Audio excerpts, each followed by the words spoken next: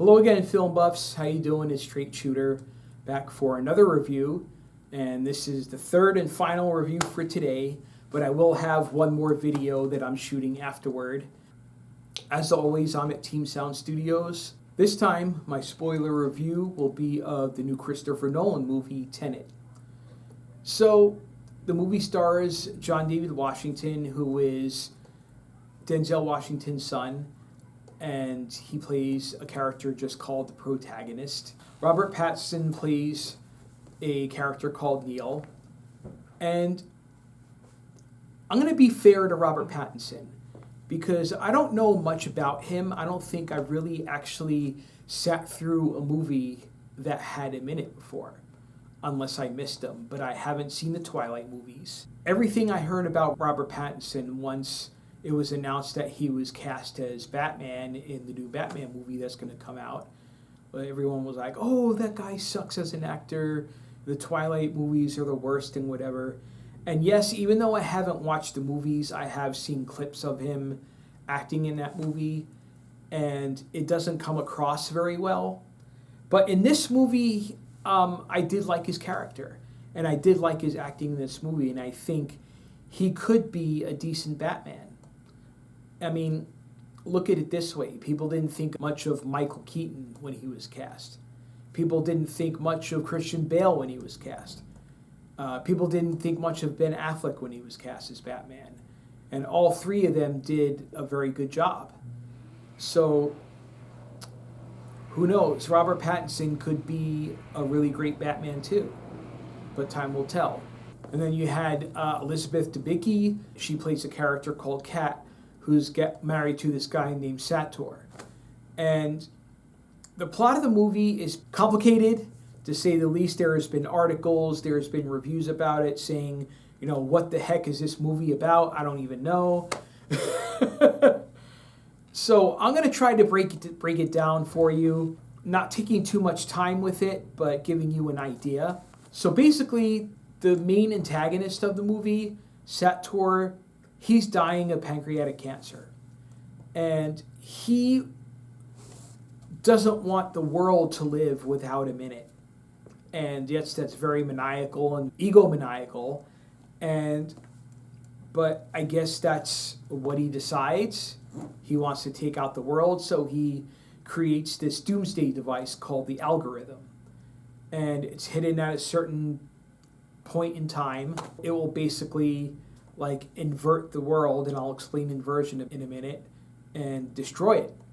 We learn early on in the movie that there are objects that can pass through time, meaning an object moved from the past and is being inverted. And we see it moving backwards, but from the past they see it moving forwards. And the same thing can happen with people. They can go back in time through this device. They don't call it a time machine, they call it something else. It's like a revolving door, round circular object. They can go back in time and move forward in time. And people will see them in the future moving backward. It's kind of an odd concept, but it is a Christopher Nolan movie. You know, Inception was pretty complicated too, but this takes Inception and just spins it around a bunch of times more. There are a bunch of action scenes that kind of go for full circle. Like one of the action scenes in the beginning happens in an airport where you see a character that you don't know moving through time, and the guy that's fighting him, he's like, what the heck is going on? And it turns out it was one of the characters that we saw later. He traveled back and stuff like that. So it makes more sense as the movie goes on, but it's still confusing. I honestly had to look up what it all meant. And now that I kind of understand it, what was the point of making it that complicated? Just because he can? I mean, it's the kind of question that philosophers might ask. If, you do something that's artistic, you either want the audience to get it and you want it to be subtle and not and understandable right away. Like you could look at it, you could see it, you could hear it. Like, yeah, I get it. It's obvious. Or you can do it from your own perspective, and maybe not everyone that sees it will understand it, or at least at first won't. And I think Nolan, when he does his passion projects, he definitely goes the latter route.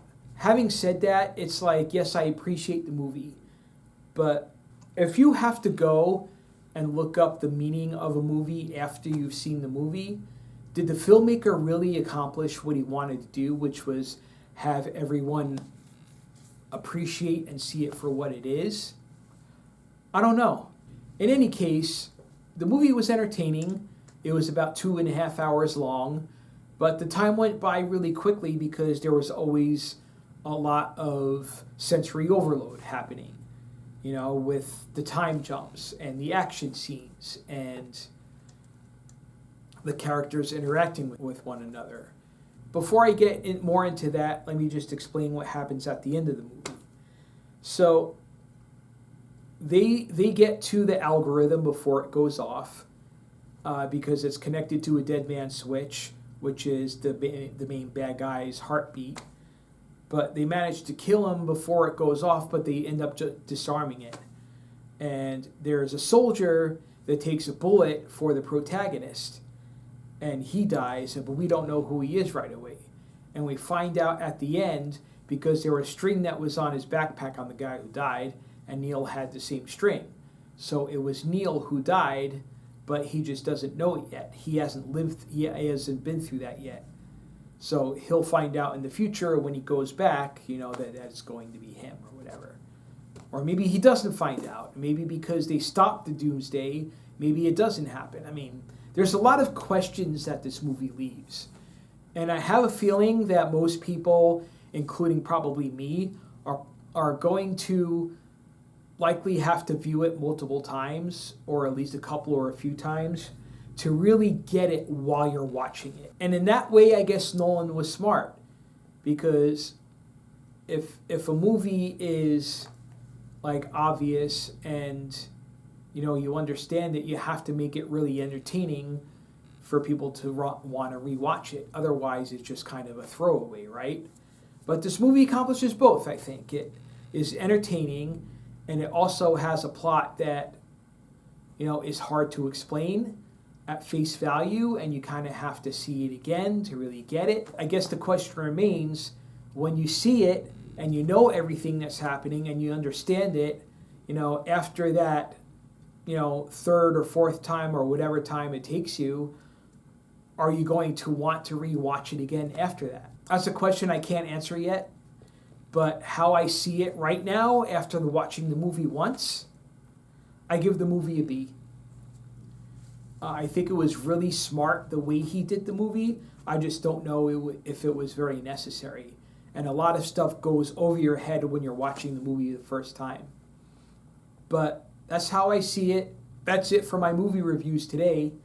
But I got one more video that I'm going to do, which is another chapter in my weight loss series because I hit another milestone. So if you care to join me, I'll see you in a bit.